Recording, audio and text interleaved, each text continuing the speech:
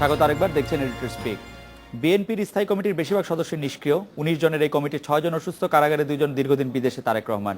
বাকিদের অনেকেই নিজেকে গুটিয়ে রেখেছেন। কমিটির সক্রিয় সদস্যের কেউ কেউ মনে করছেন বিএনপির জাতীয় স্থায়ী কমিটি দ্রুতই ঢেলে সাজানো দরকার।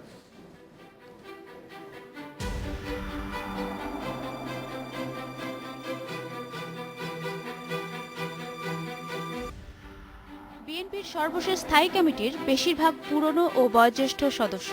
সক্রিয় দেখা যায় এদের হাতে গোনা কয়েকজনকে।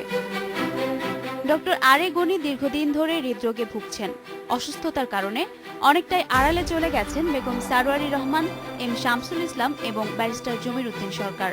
স্থায়ী কমিটির আরেক সদস্য নজরুল ইসলাম খানও বেশিরভাগ সময়ই থাকেন অসুস্থ। চিকিৎসার জন্য প্রায় ৬ বছর ধরে লন্ডনে তারেক রহমান। সালাউদ্দিন কাদের চৌধুরী মানবতা বিরোধী অপরাধের অভিযোগে কারাগারে। দুর্নীতির মামলায় ৭ মাস ধরে কারা অন্তরীণ ডক্টর খোন্দকার মোশাররফ হোসেন। আর ব্যক্তিগত মামলা নিয়ে ব্যস্ত দলের অন্যতম সিনিয়র নেতা ব্যারিস্টার মওদুদ আহমদ। আমরা অনেকে এজেড, অনেক বয়স্ক, এবং স্ট্যান্ডিং কমিটি বহুদিন ধরে, যেহেতু কাউন্সিল হয়নি, তো স্ট্যান্ডিং কমিটি যে মেম্বার যারা আছে তারা বহুদিন ধরেই আছে। আগের স্ট্যান্ডিং কমিটি যারা ছিল তারাও আছে। আমরা স্ট্যান্ডিং কমিটি মেম্বাররাও বিশ্বাস করি যে এর মধ্যে নতুন ব্লাড আসা উচিত। যারা স্ট্যান্ডিং কমিটিতে থাকার, স্থায়ী কমিটিতে থাকার, তারাই আছেন এক নম্বর। আমি বলবো যে তাদের বয়স হওয়ার পরেও তরুণদের মতোই তারা রাজপথে থাকেন এবং বক্তব্য রাখেন। নতুন কমিটি হতে হলে দলের কাউন্সিল হতে হবে, কিন্তু 2 বছর ধরে কাউন্সিলের তারিখ পেছাচ্ছে। দলের পক্ষ থেকে নির্বাচন কমিশনে গিয়ে কাউন্সিলের জন্য আরেক দফা সময় চাওয়া হয়েছে। Marufa Rahman, independent news, Dhaka. এ বিষয়ে কথা বলতে আমাদের সঙ্গে যোগ দিচ্ছেন বিএনপির স্থায়ী কমিটির সদস্য লেফটেন্যান্ট জেনারেল অবসরপ্রাপ্ত জনাব মাহবুবুর রহমান। জেনারেল মাহবুবুর রহমান, আপনার কাছে প্রথমে জানতে চাইবো যে সরকারের বিরুদ্ধে আপনারা ২০ দলে ভাঙন ধরনের অভিযোগ তুলেছেন। একই সাথে আপনাদের কোনো নেতা অন্য এক নেতার বিরুদ্ধে সরকারি দলের সন্তুষ্টি অর্জনের চেষ্টার অভিযোগও উঠেছে। এইসবকে কি সরকারি দলের সাফল্য মনে করেন, যে নিজেদের মধ্যে কোন্দল এবং ভাঙন ধরনের চেষ্টা, অপচেষ্টা ইত্যাদি? জেনারেল মাহবুব। আপনাকে ধন্যবাদ। বিএনপি তো একটা অনেক বড় দল এবং আদর্শিক দল, এবং তার অনুসারী, তার ফলোয়ার্স, তার কর্মী বাহিনী গোটা বাংলাদেশ জুড়ে, এবং এই দল বারবার সরকারে আসছে, দেশে গণতন্ত্র সুসংহত করেছে, উন্নয়ন সমৃদ্ধি দিয়েছে। তো আপনি যে প্রশ্নটা করলেন যে দলের কিছু মানে ২০ দলের যে আমাদের একটা সমাহার, সেখানে কিছু ব্যক্তি তারা চলে যাচ্ছে, যে আমি মনে করি এটা খুব একটা উদ্বিগ্নতার ব্যাপার নয়। এখানে আমরা একটা কমন গ্রাউন্ডে একসাথে হয়েছি, সেটা হচ্ছে আজকের গণতন্ত্রের বিরাট একটা সংকট বাংলাদেশে, এবং এর উত্তরণ অত্যন্ত প্রয়োজন। কারণ এই গণতন্ত্রের জন্য কিন্তু মুক্তিযুদ্ধ, এবং এই গণতন্ত্রের জন্য স্বাধীনতা। তো গণতন্ত্রই হচ্ছে আমাদের সবচেয়ে বড় নিয়ামক শক্তি আমাদের অস্তিত্বের। তো সেই গণতন্ত্রের সংকটে সবচেয়ে যেটা প্রয়োজন সেটা হচ্ছে একটা সত্যিকারের অবাধ, সুষ্ঠু, নিরপেক্ষ নির্বাচন, এবং সেই লক্ষ্যে আমরা সকলে ২০টা দল এখন একত্রিত আছে বটে, এবং আমরা সংগ্রাম করে চলেছি, আন্দোলন করে চলেছি। এখন কিছু ব্যক্তি তারা হয়তো নিজস্ব কোনো স্বার্থ চরিতার্থ করার জন্য যদি বেরিয়ে যায় বা এরকম প্রচার করে, আমি মনে করি এখানে ২০ দলের যেভাবে সংগঠিত হয়েছিল সেটার যে আদর্শ, তাতে এতটুকু ব্যত্যয় ঘটে না, এবং আমরা সকলে একসাথে আছি এবং আন্দোলন সংগ্রামরত আছি।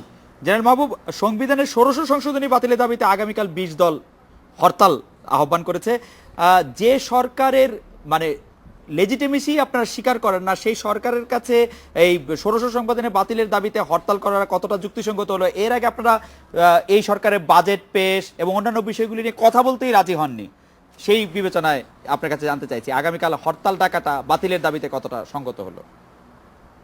না, আমি মনে করি এই যে সংসদের কাছে বিচারপতি অভিশংসনের যে বিষয়টা নিয়ে যাওয়া হলো, তারাই ফাইনাল আরবাইটার, এটা কিন্তু আজকে আমি মনে করি বিচার বিভাগকে আমরা পঙ্গু করে ফেলছি। এখানে আমাদের আইন, নির্বাহী এবং সর্বশেষ যেটা অত্যন্ত গুরুত্বপূর্ণ সেটা হচ্ছে বিচার বিভাগ। তো বিচারের বাণিজ্য নিবৃতে কাঁদে, তাহলে তো দেশে আর মানুষ কোথায় যাবে? Last resort. তো বিচার বিভাগ আমি মনে করি এটাকে তাকে তার স্বাধীনতা হরণ করার জন্য, তার পায়ের শৃঙ্খল পুড়িয়ে দেওয়ার জন্য এই ব্যবস্থাটা হচ্ছে। এবং এই সংসদকে যে দায়িত্বটা দেওয়া হচ্ছে, যে অধিকারটা দেওয়া হচ্ছে, সেই সংসদ কোন সংসদ? সেই সংসদ তো গণমানুষ সম্পৃক্ততাহীন এবং গণতন্ত্রহীন, এবং এই সংসদ একটা প্রহসনমূলক নির্বাচনের মধ্য দিয়ে আসছে, যে নির্বাচন করা বাংলাদেশের মানুষ বর্জন করেছে।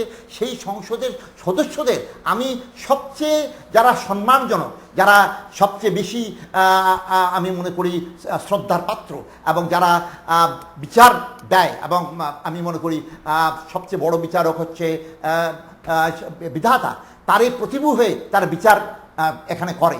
তো তাদেরকে তো আমি শৃঙ্খল পড়ে দিচ্ছি, এবং তাদের সম্পূর্ণ তাদের ভবিষ্যৎ নির্ভর করার জন্য আমরা সংসদকে দিয়ে দিচ্ছি। কোন ধরনের সংসদ?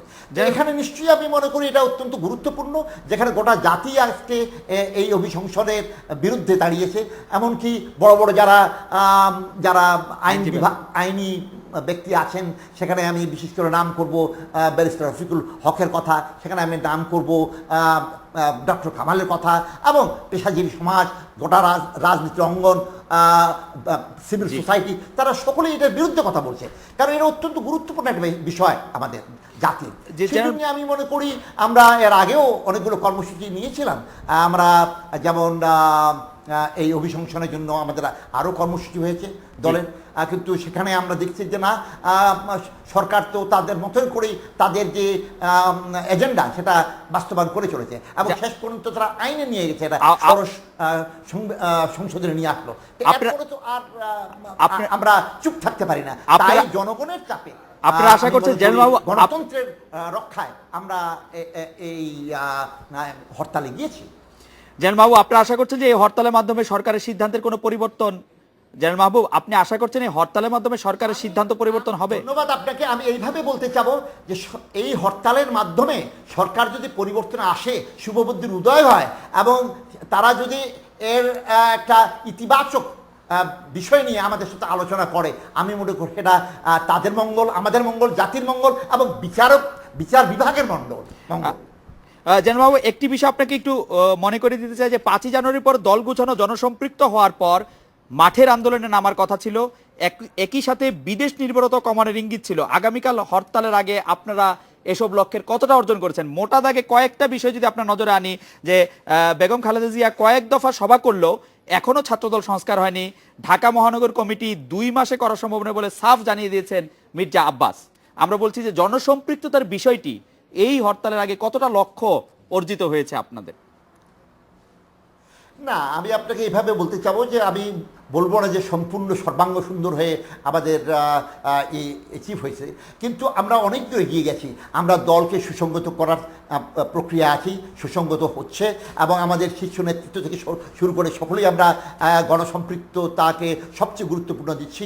আমাদের যিনি চেয়ারপারসন, তিনিও সামনেই কয়েকটা জেলা সফর করবেন, এবং আমরা ঢাকা মহানগরীতে নতুন কমিটি আসছে, তারা নতুন করে সুসংগত হতে যাচ্ছে, এবং অন্যান্য ছাত্রদল, যুবদল এবং জেলার বিভিন্ন কাউন্সিল, সেখানে যেগুলো সমন্বয়হীনতা ছিল সেগুলো আমরা কাটিয়ে ওঠার চেষ্টা করছি। তো সব মিলে আমি মনে করি না, আমরা অনেক দূর এগিয়েছি নিশ্চয়ই। আপনি জানেন যে দেলোয়ার হোসেন সাঈদীর আমৃত্যু কারাদণ্ডের প্রতিবাদে জামায়াত দ্বিতীয় দিনের মতো হরতাল করছে। এই হরতাল বিএনপি কিভাবে দেখছে? আসলে বিএনপির পর্যবেক্ষণটা কি এই হরতালটা সম্পর্কে? আপনি জামাতের হরতালের কথা বলছেন? জি জি জি, আজকে এবং বৃহস্পতিবারে জামাত তো হরতাল করছে। জামাত সেটা আমি প্রথমে বলে নিতে চাই যেটা, যে জামাতের রাজনীতি, বিএনপির রাজনীতি, এটা একইভাবে মিলিয়ে দেখার সুযোগ কিন্তু নাই। জামাতের পলিটিক্যাল ফিলসফি আলাদা, জামাতের তাদের সাংগঠনিক ক্যারেক্টার অন্যরকম। আমরা বিএনপি, আমরা একটা মুক্তিযুদ্ধের দল, মুক্তিযুদ্ধের লালন করি, আমরা মুক্তিযুদ্ধের ধারণ করি, বহন করি, এবং আমাদের যিনি দলের স্থপতি তিনি একজন মহান মুক্তিযোদ্ধা। সুতরাং আমি মনে করি জামাতের মতো করে কর্মকাণ্ড করে, কিন্তু 20 দলের যেটা কর্মকাণ্ড, যেটা আমরা মিলিয়ে করি, যেমন যেটা কালকের হরতাল, সেটা কিন্তু 20 দলের হরতাল, সেটা কিন্তু একটা বিশেষ উদ্দেশ্যে, এবং এখানে গণতন্ত্র রক্ষার কথা আছে। এখানে বিচারের যে ব্যাপারটা আছে, সেটাকে যেন আর কলুষিত না করা হয়, আর শৃঙ্খল না বানানো হয়, সেই জন্য ব্যাপার আছে। জেনারেল মাহবুবুর রহমান, আপনাকে অনেক ধন্যবাদ। আমাদেরকে জানাচ্ছিলেন বিএনপির স্থায়ী কমিটির সদস্য জনাব মাহবুবুর রহমান। জাতীয় পার্টির শক্ত ঘাঁটি রংপুর দলের দুটি অংশ এখন মুখোমুখি। একদিকে দলের চেয়ারম্যান এরশাদ আর তার অনুগত নেতাকর্মীরা, অন্যদিকে রসেরশাদপন্থী হিসেবে পরিচিত মশিউর রহমান রাঙ্গা। শহরের পার্টি অফিস এখন রাঙ্গা গ্রুপের দখলে। এরশাদ নতুন কমিটি গঠন করলেও অফিসে ঢুকতে পারছেন না এই কমিটির লোকজন। এই নিয়ে এক দফা মারামারি গতকালই হয়ে গেছে, আরেক দফা সংঘর্ষ বেঁধে যেতে পারে যে কোনো সময়।